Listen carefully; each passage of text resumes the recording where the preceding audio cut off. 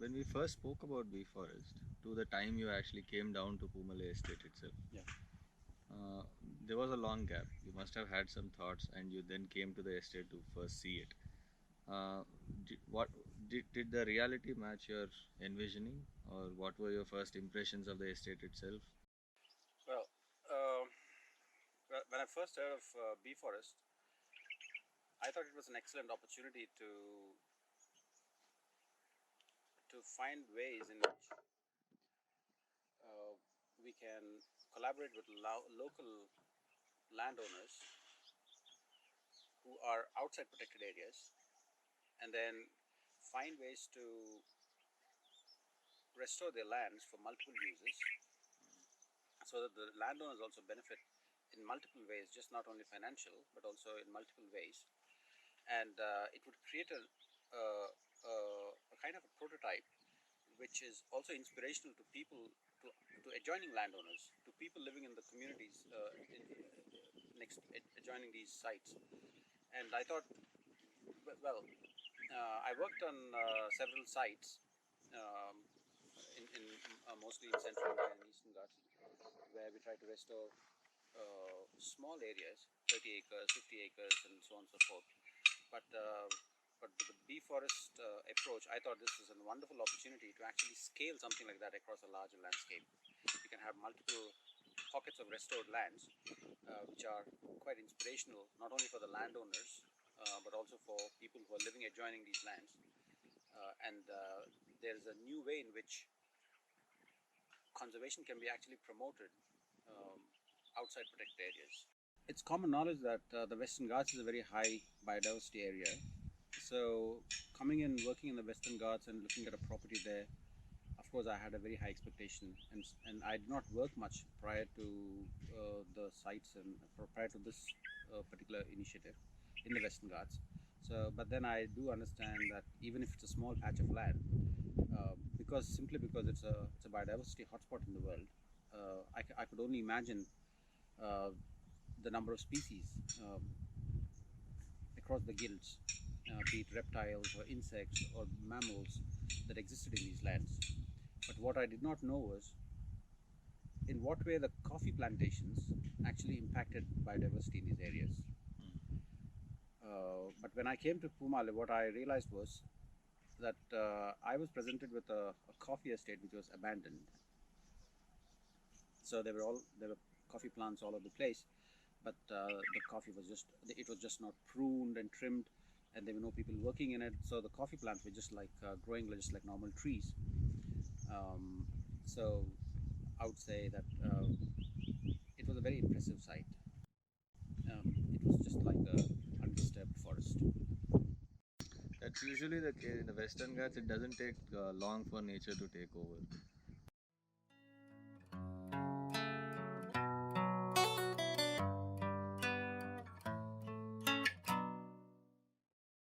Now, from those first impressions, there must have been, what were the first few steps you wanted to take? What was the direction you wanted to drive the estate in? What the first few fixes that had to be made?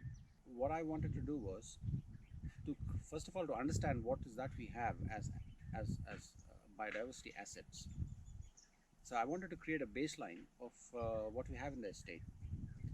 Now, this baseline could be created in different ways, but then the complexity of a biodiversity hotspot means it would take a lot of effort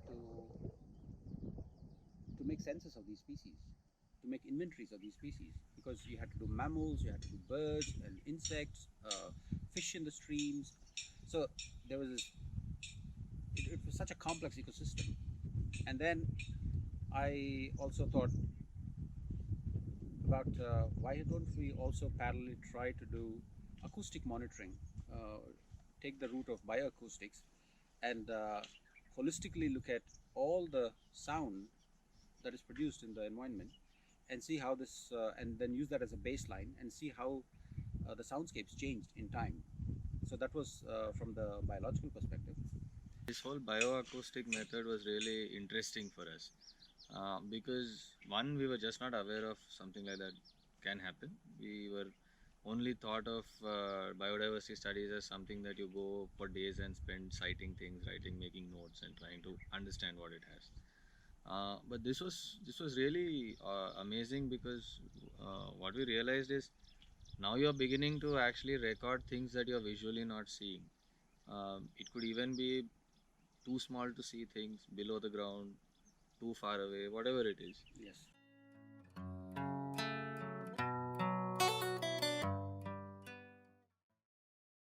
And it was very interesting. So when you started with this acoustic modeling, was it to identify some very superstar species that were going to be there, just to see if they were going to be there, or was it a general monitoring that you wanted to do? Firstly, I'm with these Beforest sites, I'm trying to address conservation outside national parks. So, and then the number two was, I'm not trying to create another national park, but I'm trying to create a coexistence, a landscape that supports coexistence. Now, biodiversity inventories are always very expensive. How do you monitor? So, at the end of the day, once you do an inventory, the landowner has to foot the costs for these inventories. And then, if the idea was to monitor in time how the landscape changes or is maintained, we need to periodically conduct these exercises. So one way of going through that is to be very simplistic and trying to find an indicator species, let's say a type of a hornbill or a type of a Nilgiri unique marten, which is very unique to the Western Ghats, or a leopard cat, or an elephant, and then try to understand how these indicator species changes. But I also try to understand, is that what I really want to do there? I just try to, because that's a very simplistic way of actually assessing the integrity of a complex ecosystem. Is there then I okay when I and then bioacoustics was becoming very popular in holistically monitoring landscapes, but predominantly with birds, because you have a lot of birds which produce sounds, and then a lot of software was being developed and insights were being developed how to monitor birds using bioacoustics.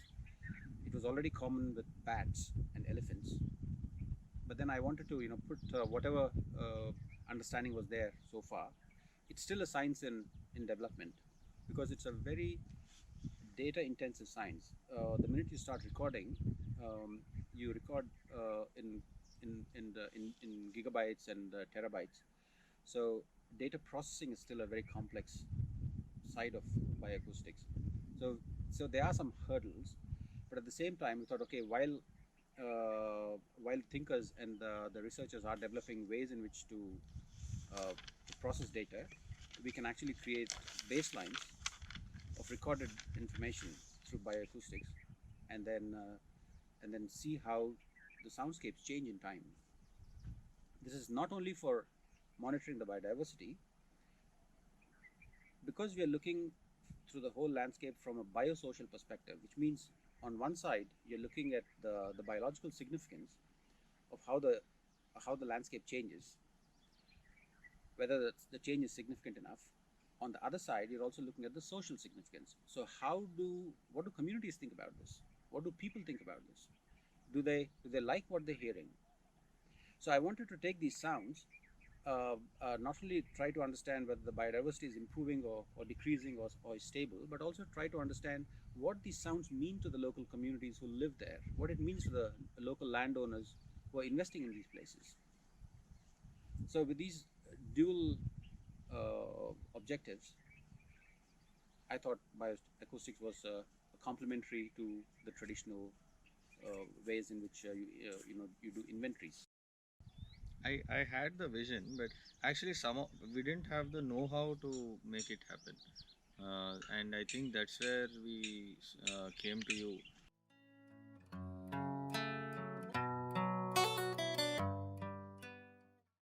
Do inventories. Did you figure out over the last 2 years then about what it meant for the society there, or how they're invested into these species? Oh, very much. Over the last, I mean, I've done several surveys in central India from a very holistic perspective, from this biosocial perspective, where you look at a landscape on how animals, for example, my own PhD work was a biosocial research project, where I tried to understand how the local communities were coping with reintroduced tigers, and how the reintroduced tigers were actually adapting to live in human-dominated landscapes. So that way, yes, there is a lot of evidence from my own work and from the work of other researchers across the country and the world that people connect with nature, um, uh, not only in terms of nature images, but also in which they sang the songs. The folk songs captured the essence of nature.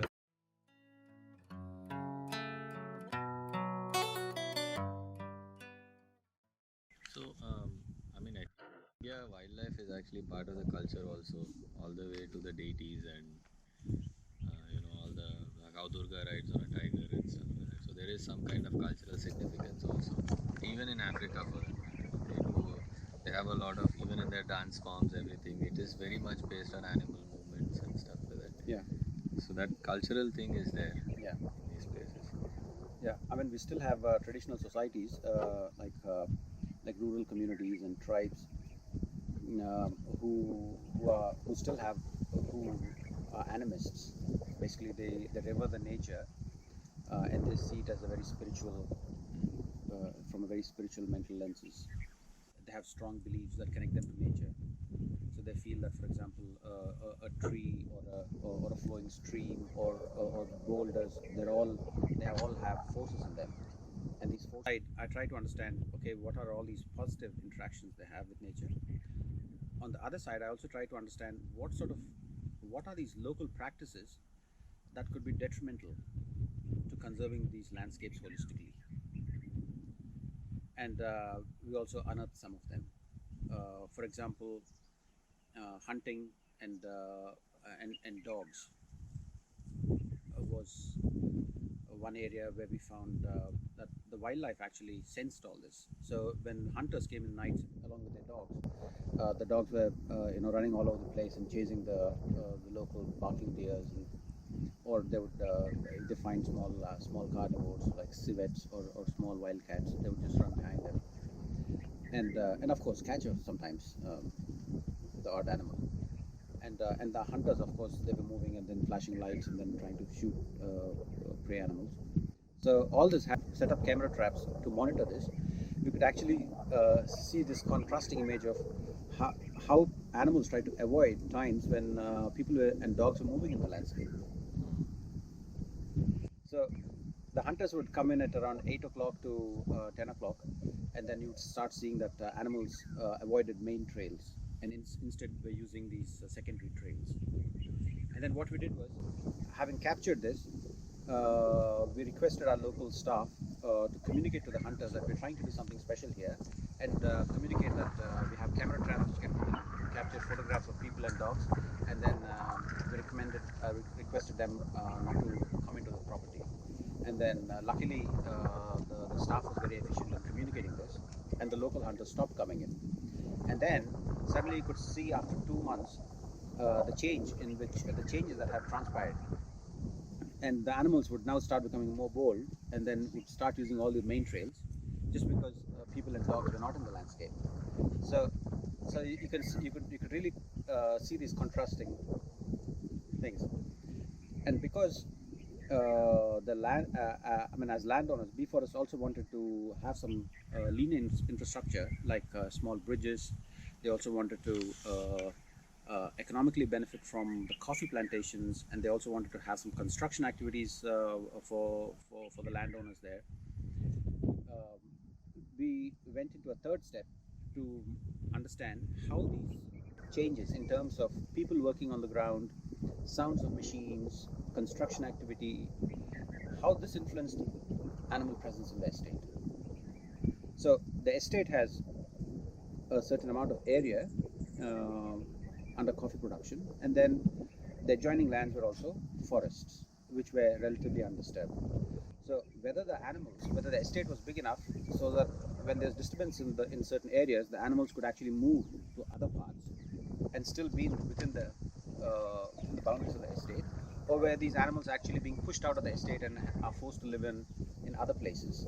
Because if the animals left these places and went somewhere else, the whole purpose of the bee forest and trying to restore the land, that purpose would be jeopardized. So we wanted to have a very strong grip on that to make sure that the animals do not leave the estate, but rather found ways in which to use other parts of the estate. And every time we try to think of a mixed landscape where humans are existing with the animals, to an urban audience, it always will come across as how do we protect ourselves? Because long gone are the days when we know how to handle ourselves when, let's say, we come across an elephant or a bear. So, in these scenarios, we could you talk about how we can handle these conflict issues at Poomale, where we are looking at an active community living here, a community that has never before come in touch with these animals before.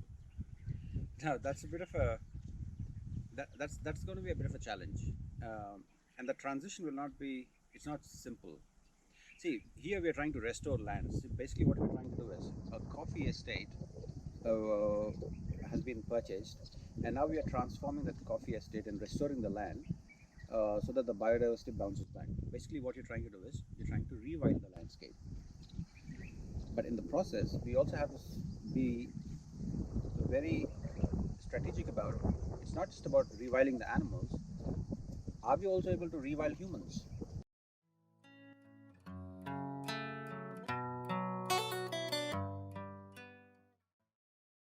We had certain plans which we devised the first time we went to Poomale, right? Some recommendations you made.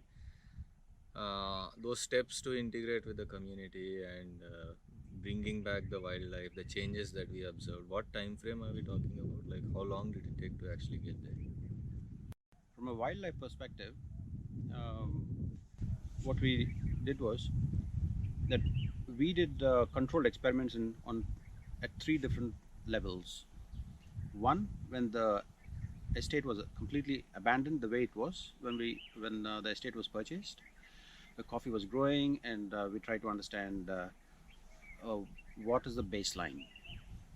And then in that in that exercise, what we realized was there were dogs and there were hunters, and there was limited human movement in this area.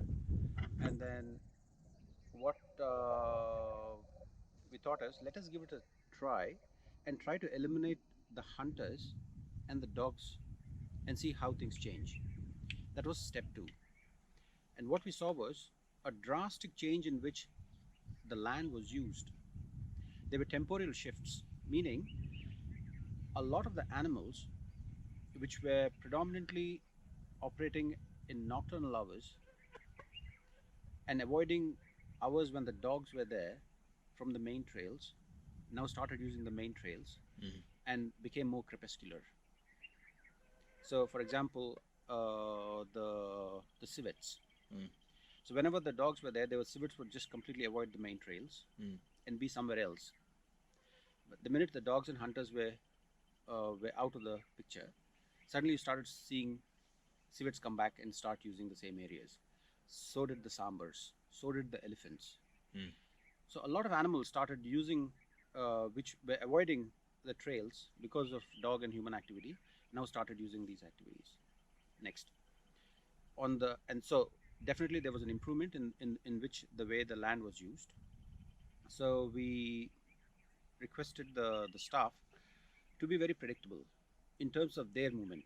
For example, they would go into the forest, they would start working in the plantation hours at a certain time, and they would exit at a certain time, not to make human activity unpredictable for animals, so that animals could adjust to certain kinds of human rhythms. So we are trying to make ourselves easily understood rather than being abrupt and random. Mm. So by doing so, what we're also doing is we are creating a setting where the space is shared between the human occupants of the land and the animal occupants of the land. So we created a scenario where the space use was distributed between human activities and animal activities. and that was very interesting to see. And then the third the third experimental slot was when there was human activity in terms of construction, in terms of building bridges, in terms of pruning the trees and picking coffee, uh, and how did animals adapt to that. And what we saw that was, again they were again animals shifted their activity patterns and completely avoided areas where there was human presence or when there was construction noise and work. What we found was there was not major. So when we compared these data and saw the differences and analyzed the data, what we saw was the most significant changes were in the small carnivores. For example, when there was a lot of noise, and there was a lot of work, the leopard cats were not photographed anymore. Mm. But when it came to civets and when it came to mongoose species, or when it came to the barking deer, or when it came to sambars or the elephants, there was not much difference. Ground birds like the jungle fowl, ground birds like spur fowl. Again, there was a lot of difference in their activities. They also avoided these places. But then you suddenly started seeing more of them in the camera traps that were set in the forested areas, which means animals had a bit of space to move into the forest when the estate was, when the coffee areas were actively used. So if you try to, if I try to interpret this in ways that is meaningful, what this means is some of these animals uh, have, because the estate is only 150 acres, some of these animals have ranges far exceeding the boundaries of these of the estate, which means if the leopard cats were missing here, probably they would shift their activity to the neighboring land or to other areas or to farmlands adjoining the areas. Right now these areas are not secure. There could be some hunting, there could be some dogs, so their vulnerability definitely increased, but they would shift their activity to other places. And once the construction is over, we're going to do another fourth round of monitoring to see if the animals are slowly coming back. So I feel very positive about it.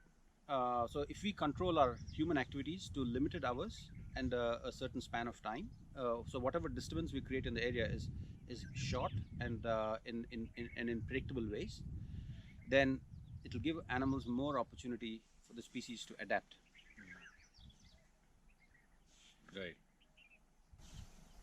So so that is how we are going to manage in the coming years the estate to make the landscape more predictable in terms of how the landowners, the people working in the estates use the land, and then temporarily allow spaces for animals to use them at night time, and the daytime activities are restricted between say 7 a.m. and say 5:36 in the evening, and then the other hours would be used by animals.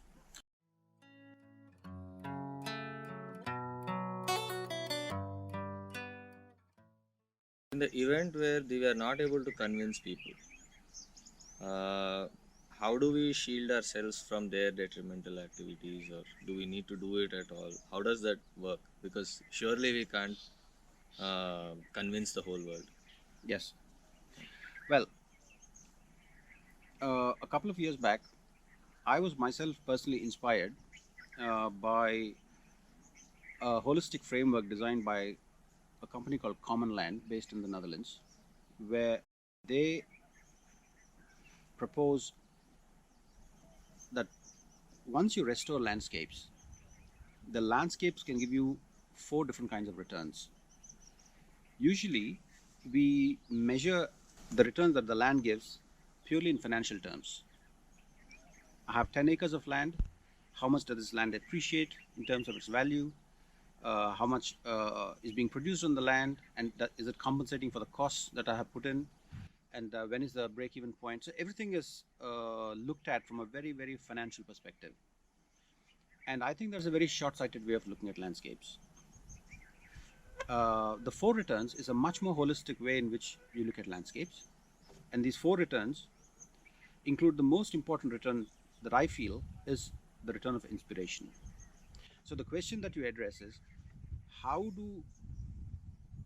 the question that you ask is, how do adjoining people who live in these landscapes actually get inspired by what we are doing here? And that is exactly what this return of inspiration does. What it does is, it gives hope for these people that they can actually start seeing landscapes from other mental lenses, just not purely from economic sense. Just because they looked at it from economic sense, just look at the state of the coffee estates across the landscape. A lot of people are just not abandoning these coffee estates, just because the coffee market is very unpredictable, the rates are very low, and there's overproduction of coffee in the whole region. So these landscapes are just being looked at as, oh, now there's nothing else you can get from these landscapes. So people just want to sell it away to people who are interested to buy. And that is exactly I think a very, very short-sighted way of looking at landscapes. Now, because the landscape has much more to give for human well-being, not only the financial returns, we have to look at holistically, what is it actually doing to us? So one is that inspiration comes back, which is the most important driver, especially when we talk about a philosophy like conservation. So we start seeing a hope for ourselves, and the hope that, hey, if somebody looks at the way we are looking at the landscape, they would be inspired to relook at their own, rather than abandoning a coffee plantation, relook at their own land and say, yes, indeed, there are other ways in which I can appreciate this land. Social capital is another thing that comes out of restoration landscapes. Social capital is, technically speaking, it's cognitive capital, relational capital, and networking capital. So once you have like-minded people living in these collectives, just look at the possibilities. The common thread that holds everybody is love to coexist. The urban lives have become very chaotic. Now they want to have a life in the countryside where they can keep doing what they're doing, at the same time also appreciate and highly value nature. Be in clean areas where the pollution levels are low, be in quieter areas and avoid the noise, access to clean water, the aesthetic value of hearing to bird sounds and the beauty of nature, and looking at wildlife. You don't have to really, even to look at a mongoose or a jackal or a barking deer, every time the only place you either go is a zoo or a national park, then I think we really have lost it. Why can't we have it in our own landscapes? I mean, these are not very demanding animals. All you have to do is provide the simple settings, and these animals can really thrive in these ecosystems. So and then when like-minded people get together, the social capital that unleashes is phenomenal. Just imagine an IT person or a mechanical engineer or a doctor or a musician, people from varied backgrounds come together in a collective with a common interest of living with the land and making sure that the landscapes are restored and thriving. At the same time, they come and they bring their own skills to the table, and the kind of possibilities, the conversations between this doctor, this artist, the engineer, it can open up new possibilities, both for businesses, networks, and the ability to solve problems. As groups, I think we can combat the adversities that climate change is putting on us. As individuals, we become much more vulnerable. But if we have a collective which is a place where all the water is stored, where the biodiversity is still functioning, where the ecosystems are thriving, which is giving us economic opportunities, I think people will become much more resilient and can fight and combat this climate change rather than being left out in isolation. So it creates new possibilities. The third is, of course, that what we've been talking so far, which is the natural returns. And the fourth return is, of course, the natural returns include, clean water, access to clean air, less sound pollution, all these erosion-less landscapes, and so on and so forth. Access to varieties of forest fruits and flowers and herbs and things like that. And then the financial returns. The possibility of not only you improving financially, but also the possibility of involving the local communities who are living around us to participate in new ways in which entrepreneurship comes in, the new ways in which jobs kick into the economy because of all these new happenings is phenomenal. So I think there's much more, both qualitatively and quantitatively, to look at if you look at a landscape from a holistic lens rather than only from a very financial, short-sighted lenses. So landowners would definitely benefit much more, and new possibilities would open up in manifold ways. Not only for the people who have invested in the collective, but also to the communities which are living around.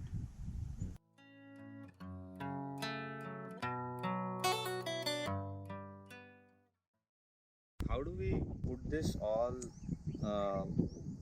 into numbers or into quantities that people can understand?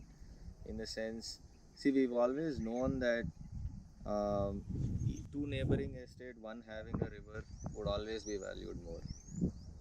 Not because it produces more, but there's a certain beauty, there's a certain inspiration to having there's a certain security also to having a river flow through your land. How do you quantify these things? How do you bring people to start looking at that big picture? Why should people even value the civet cats or the elephants, or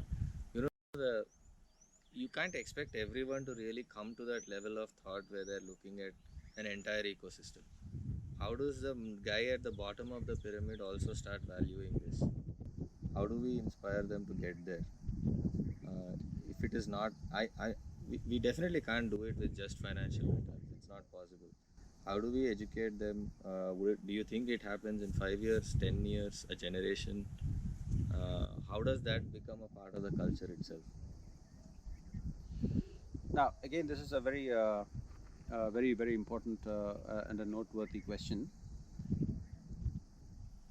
One size fits all is not the way forward, because all of us, when I say the people, the potential people who live in these landscapes, me, you, the people working in the communities, we all have our past experiences. We've come from different worlds. Our worldview is very, very, very, very different.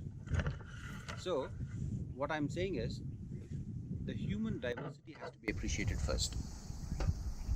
And the most important thing is, how do you address this multitude of people, this heterogeneous groups of people, and communicate with them?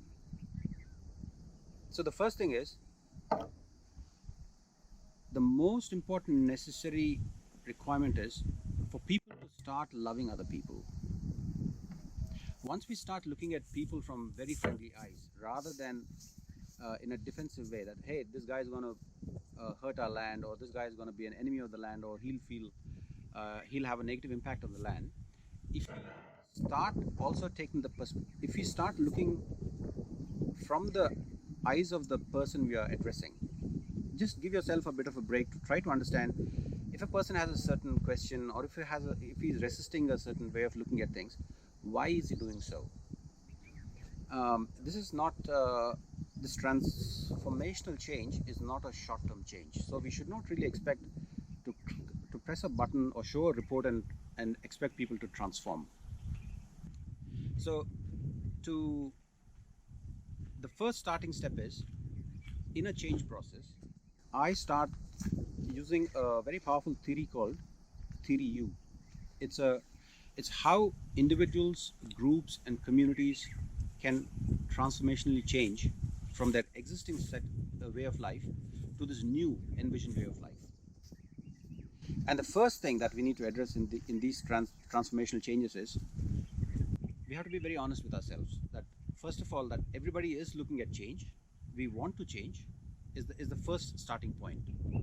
And number two is, it's not only about mentally thinking about change, it's also about, are you really doing that? Okay, now you understand that there are more elephants in your area or more civets in your area, but are you also, oh, you appreciate the fact, and then now you decided, or you want to rewild yourself and learn this new knowledge of trying to coexist with them. This is all a mental process, but are you able to physically do that?